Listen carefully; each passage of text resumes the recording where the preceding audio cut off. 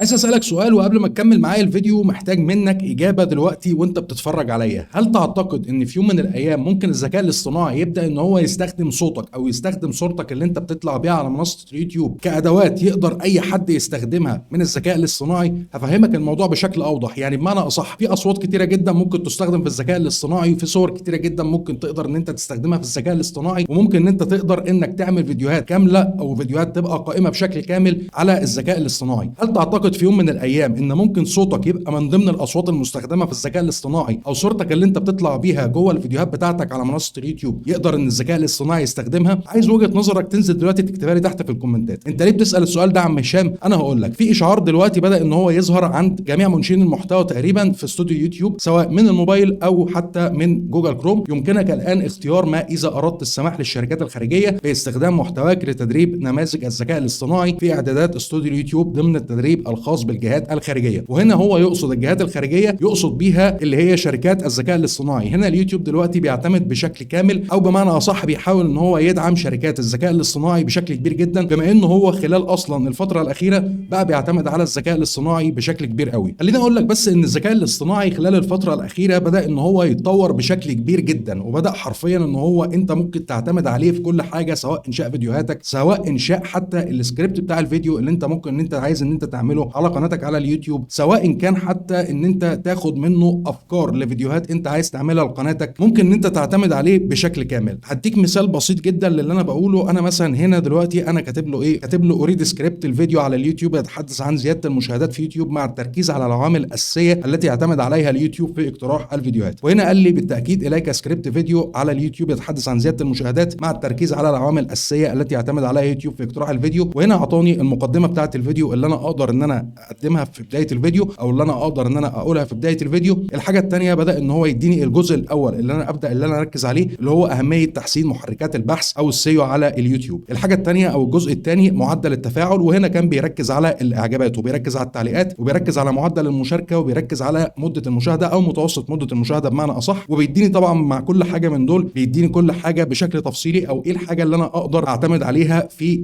القاء الفيديو بتاعي او في تقديم الفيديو بتاعي. الحاجه اللي بعد كده الجزء الثالث هو الاحتفاظ بالمشاهدين، او بمعنى اصح اللي هو زياده معدل متوسط مده المشاهده. الحاجه اللي بعد كده او الجزء الرابع تخصيص الفيديوهات للمشاهدين، اللي هي دراسه الفيديوهات التي يشاهدها جمهورك المستهدف، فهم الفئه العمريه والاهتمامات الخاصه بهم، وتقديم محتوى يثير فضولهم ويحل مشاكلهم. الحاجه اللي بعد كده التحديثات المستمره ورفع جوده المحتوى، وهو هنا بيتكلم عن الابتكار في المحتوى وبيتكلم عن تحليل الاداء، يعني تحليل اداء قناتك او بمعنى اصح تحليل احصائيات قناتك. وبعد كده بيديني الختمه بتاعه الفيديو او الختام بتاع الفيديو. فهنا اقدر ان انا اكتب سكريبت كامل، او بمعنى اصح كده انا جات لي مثلا فكره فيديو ولسه مش عايز ان انا اتعب نفسي في ان انا اكتب سكريبت ولا اعمل اي حاجه من دي، فممكن ان انا اقدر ان انا ادي المعلومات للذكاء الاصطناعي ان هو يبدا ان هو يكتب لي السكريبت بناء على المعطيات اللي انا بدات ان انا اديها له عشان اعمل الفيديو بتاعي على منصه اليوتيوب. وبيديك حرفيا كل حاجه بشكل تفصيلي، يعني حاجات تقدر انك تعتمد عليها بشكل كبير جدا في المحتوى، سواء في الافكار زي ما قلت لك من شويه، او حتى كمان في الموضوعات اللي انت عايز ان انت تتكلم عليها في القناه بتاعتك. طبعا ومش هكتفي على الموضوع ده وبس، انا ممكن بعد ما انا هو اداني السكريبت بالمنظر ده، انا ممكن ان انا اخليه يديني كلمات مفتاحيه للفيديو، او يديني هاشتاجات للفيديو، او يديني وصف احترافي للفيديو ده. يعني بمعنى اصح ممكن ان انا حتى اسس الفيديو بتاعي وانا برفعه على اليوتيوب من خلال الذكاء الاصطناعي، من خلال ان انا اقول له ان انا عايز وصف للفيديو، من خلال ان انا اقول له عايز كلمات مفتاحيه للفيديو، من خلال كمان ان انا اقول له عايز عناوين مقترحه للفيديو، من خلال ان انا اقول له ان انا عايز عناوين بحثيه للفيديو. وحرفيا بيدي كل حاجه بشكل مظبوط جدا، وبيدي لك حاجات حرفيا رائجه في المحتوى. يعني اللي هو مش مجرد ان هو كده بالبلدي بتاعنا ان هو بيهبط، لا هو بيديك حرفيا حاجات تقدر ان انت تعتمد عليها بشكل كبير جدا. حتى الهاشتاجات يقدر ان هو يديها لك بشكل كبير جدا. فانت كده ممكن تاسس الفيديو بتاعك من A to Z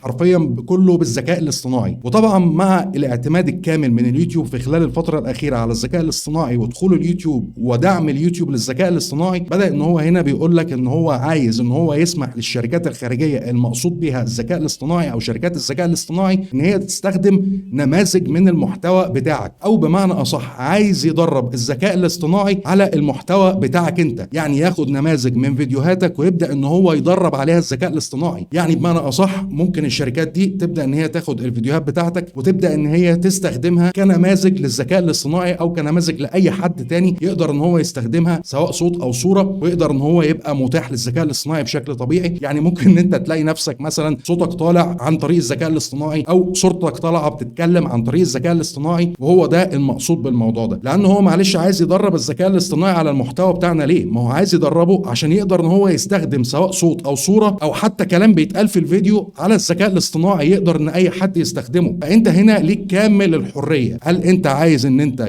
محتواك يستخدم ضمن الذكاء الاصطناعي ولا لا؟ ساعتها لو قلت له هيبدا ان هو يدرب الذكاء الاصطناعي على المحتوى بتاعك، وساعتها الله اعلم بقى ممكن ايه اللي يحصل بعد كده. يعني لغايه دلوقتي مفيش حاجه اقدر ان انا اقولها لك او معلومه مؤكده عن التدريب اللي هو ممكن يحصل ده، ولكن لو في حاجه مؤكده بعد كده او لو شفنا حاجه بعد كده او التحديث ده ممكن ان هو يكون مفيد لمنشئ المحتوى فيما بعد، اكيد هطلع واواليك بالاخبار. فانت هنا لو عايز ان انت تسمح للذكاء الاصطناعي ان هو يبدا ان هو يستخدم المحتوى بتاعك، بتضغط هنا على العرض في الاعدادات، بيدخلك على الاعدادات بتاعه القناه عند الاعدادات المتقدمه، وهنا بيقول لك التدريب الخاص بالجهات الخارجيه، السماح للشركات الخارجيه بتدريب نماذج الذكاء الاصطناعي باستخدام محتوى قناتي، واذا حددت هذا الاختيار قد يشارك يوتيوب فيديوهاتك مع شركه خارجيه شرط سماحك انت وجميع مالك الحقوق الاخرين لهذه الشركه بذلك، وستكون حاله اذن التدريب متاحه لجميع الفيديوهات من خلال واجهه يمكن الوصول اليها بشكل علني. يعني بمعنى اصح انت لو عملت هنا كده السماح بيبدا ان هو يدخلك على الموضوع ده. بيقول لك الشركات الخارجيه المحدده فقط. انت هنا بتختار، عندك هنا بقى شركه ادوبي، شركه امازون، شركه ابل، شركه ميتا، شركه انفيديا، شركه مايكروسوفت، شركه الاوبن اي اي. عندك هنا هتلاقي شركات كتيره جدا تقدر من خلالها انك تحدد اي شركه يبقى مسموح ليها استخدام الذكاء الاصطناعي او استخدام محتواك في الذكاء الاصطناعي. او ممكن انت تختار الاختيار اللي بعد كده او الاختيار الثاني، جميع الشركات التابعه لجهه خارجيه، يعني تسمح لكل الشركات ان هم يستخدموا المحتوى. يعني في ايدك برضو الحريه اذا كنت انت عايز انك تحدد شركات معينه ولا عايز بمعنى اصح ان انت تحدد كل الشركات تقدر ان هي تستخدم المحتوى بتاعك، ودي ساعتها بتبقى راجعه ليك انت. انا لغايه دلوقتي لغايه الوقت اللي انا بكلمك فيه ده ما اقدرش ان انا اقول لك اختارها او ما تختارهاش. انا واحد من الناس بصراحه الى الان لغايه الوقت اللي انا بتكلم معاك فيه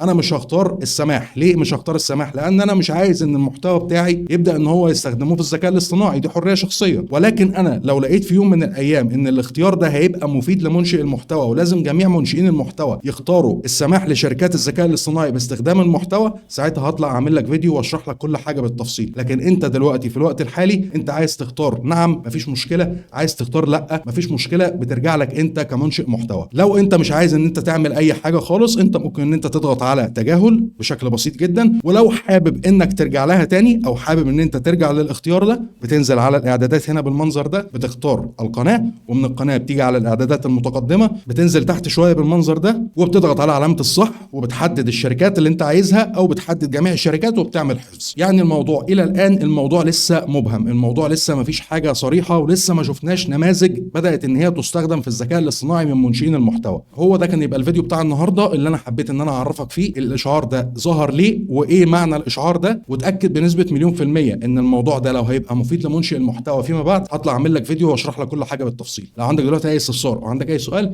انزل اكتب لي تحت في الكومنتات وهتلاقيني برد عليك. لايك وشير وسبسكرايبك واشوفك الفيديو الجاي. سلام.